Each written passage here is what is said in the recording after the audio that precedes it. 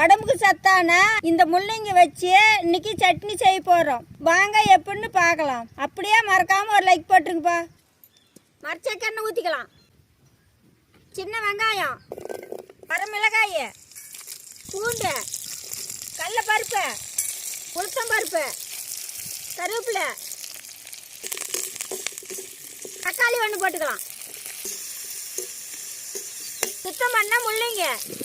இதே மாதிரியே அழகான பட்டு போட வேணும்னா கீழே இருக்கிற நம்பருக்கு மெசேஜ் பண்ணுங்கப்பா. இந்த சீலை உங்கள் வீட்டுக்கு வந்ததுக்கு அப்புறம் கூட காசு கொடுங்கப்பா. தேங்காய் கொஞ்சம் போட்டுக்கலாம். புளி வரைச்சோலை போட்டுக்கலாம். கல் உப்பு எல்லாம் நல்லா வணங்கிச்சு. நம்ம ஆற வச்சு சட்னி ஆட்டிக்கலாம்.